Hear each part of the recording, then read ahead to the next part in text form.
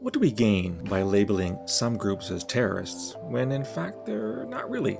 Hi, this is Phil Gurski, and you're listening to QuickHits, short podcasts about matters that are linked to public safety and national security.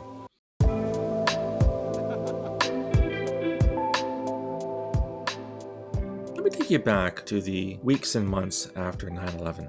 Of course, an iconic event, the flying of airplanes into the two towers in New York, into the Pentagon in Washington. And in the aftermath of those attacks, we got some good things and we got some bad things. Let's start with the good things. We certainly arrived at a notion that terrorism was a significant problem, that it had to be dealt with, and we had a lot of really interesting ideas and good minds weigh in on how to counter terrorism. We had what was really the advent of CVE, or countering violent extremism, a whole host of programs around the world, some very good, some not so good. As I've said on many occasions, CVE suffers from the challenge of trying to figure out how you measure whether or not what you're doing is having an effect.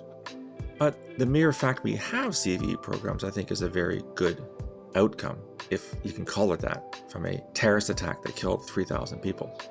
On the bad side, you had, of course, the immediate declaration of a war on terrorism by US President Bush. I've weighed in on that far too often for me to repeat the arguments. Suffice to say, have a look at my fourth book, An End to the War on Terrorism, if you're interested in why I think this has been a bad idea. The other thing that came out of 9/11 was what in theory should have been a good thing, but in practice didn't always turn out that way.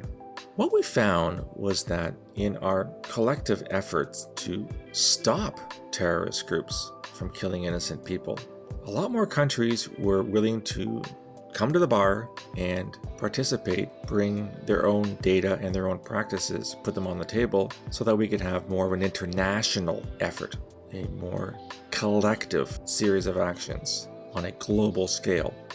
And again, this is a good thing. The more parties, the better, at least in theory. Certainly in my time working in intelligence in Canada, we benefited greatly from intelligence sharing relationships with our partners. And we've seen organizations like NATO that can combine different countries' military capacities to deal with conflicts, to deal with peacekeeping, etc. The problem when it came to terrorism was that some of the partners who put their hands up saying, pick me, were not the partners we would normally have worked with in those days. And some of the countries I'm citing here would include like China and Russia. These are not our friends, they're not allies of the West. Yet they jumped on the bandwagon, wanted to be part of this worldwide counterterrorism effort. And some of the things that they proposed were not helpful at all.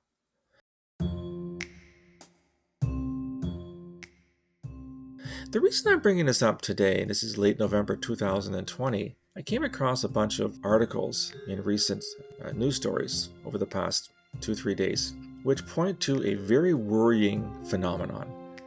And that's where states elect to name certain groups as terrorist groups, despite the fact that it's at least debatable, if not unlikely, that these groups are terrorist in nature.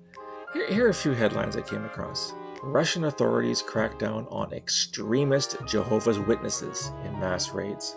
A Cairo criminal court has approved a request to place a former presidential candidate, Abdul Monim al-Hathloul, and 27 others in terror lists, some of whom are Muslim Brotherhood. Saudi Arabia's religious body recently designated the Muslim Brotherhood as a terrorist organization. Ethiopian police have arrested almost 800 people suspected of plotting terrorist acts in Addis Ababa, which of course is the capital, claiming that they were doing so for the Tigray People's Liberation Front, or TPLF, with which the government in Addis is in a civil war right now.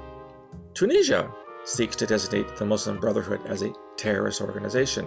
And last but not least, going back to Saudi Arabia, a woman called Loujain al-Hathloul, who was arrested way back in 2018 for daring to drive as a woman on Saudi roads, her trial has been moved to a terrorism court. Wow, there's a lot there to unpack. I want to focus on a few things. Let's start with the Russians. I don't know if where you live you have Jehovah's Witnesses. They sometimes wander through your neighborhoods, they knock on your door, they want to chat with you, they want to share their religious beliefs with you, and probably in the best case scenario, they want to convert you. At a maximum, Jehovah's Witnesses are a pain in the ass. They're not an extremist group, and they're not a terrorist group. The fact that the Russian government has called them extremists, I see the hand of Putin in this. Putin has been in bed with the Russian Orthodox Church for many years. He derives a lot of credibility and legitimacy from the Orthodox Church. And I'm guessing the Orthodox Church has said to Vladimir, hey, Mr. President, can you crack down on those Jehovah's guys? They're giving Christianity a bad name. On the whole Muslim Brotherhood issue, I have had this debate with many people. I do not think that they're a terrorist organization. I do think that they are a political Islamist organization, which is a whole different category. And yes, there are links sometimes between political Islamism and terrorism. There's no question about that. But to me, the fact that Egypt, the Saudis, and the Tunisians want to list the Muslim Brotherhood as a terrorist organization is according that group, I think, far too much importance. There are other terrorist groups that I worry a lot more about than the Muslim Brotherhood. Yes, I understand that there's a debate going on about the true nature of the Muslim Brotherhood, and I accept that, but there's a lot more going on here than just saying definitively that the MB is in fact a terrorist organization. And last but not least, the fact that the Saudis have moved a trial of a woman who simply wanted to drive her car, for God's sakes, into a terrorism court. What does that tell you about Saudi Arabia?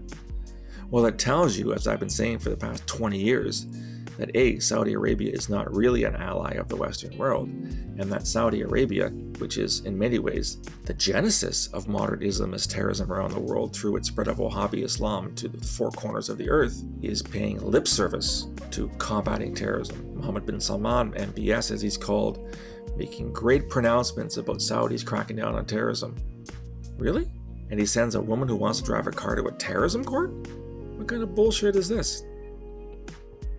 The bottom line is that the word terrorism has been abused, misused, ill-used by all kinds of states, many of which are dictatorships and autocracies. Look at Xi Jinping in China, saying that basically all of Xinjiang province, which was historically largely a Uyghur Muslim populated area of the country, essentially saying that all Uyghurs are terrorists, hence the concentration camps that they've built for well over 1 million Uyghurs, the suppression of Islam in Xinjiang. We cannot allow states of this nature to use this terminology to describe and to suppress opposition to their government, opposition to their dictatorships. And we cannot, as Western countries, jump into bed with these same powers in our collective counterterrorism effort.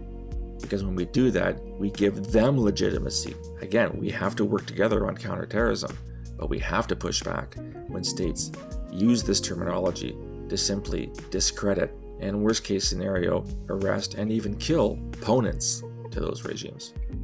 Terrorism, yes, is a complicated issue, and yes, we cannot agree on what it means, but I think we can certainly agree that a woman who wants to drive a car and the Jehovah's Witnesses are not terrorists. Anyhow, that's what I think. What do you view on this? Is the word terrorism misused?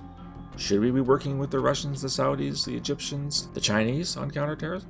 Drop me a line. You can reach me on email, borealisrisk@gmail.com, or on Twitter at borealissaves. You can also find me on LinkedIn and on Facebook.